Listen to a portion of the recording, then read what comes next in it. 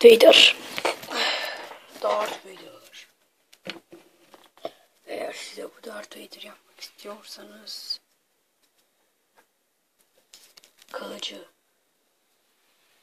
kılıcından başlayalım.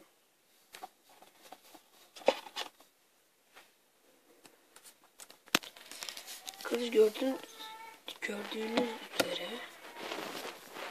yani şöyle göstereyim.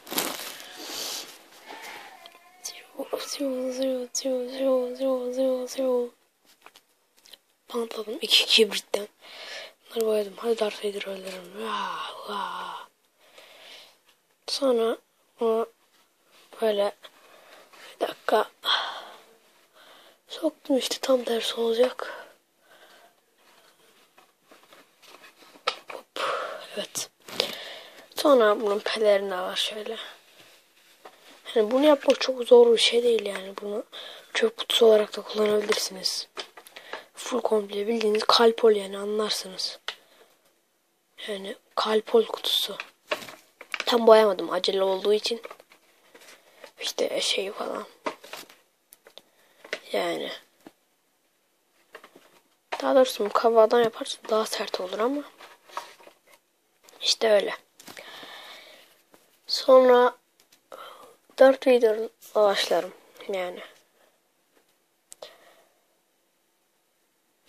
Yani bu biraz zaman alıyor. Yani harbi. Özellikle şu kılıç. Ben bunu Japonla yaptım. Çıkmıyor da. Japonla yapıştırdım. Şunu. Yani biraz şura. Yani şunlar bile kırılır da şöyle. Ya şu ortalar birleşik kalır yani.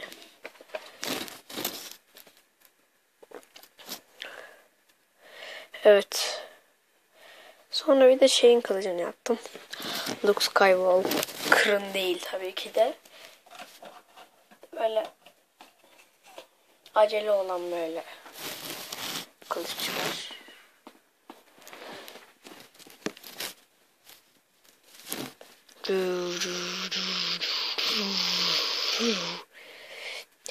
Gel hadi. Hadi gel bana.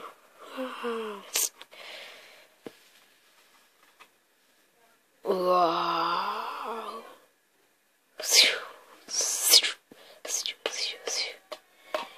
Winner. Luke Skywalker. Bu videoda böyle bitsin. İşte bu yani. Çok zor bir şey değil.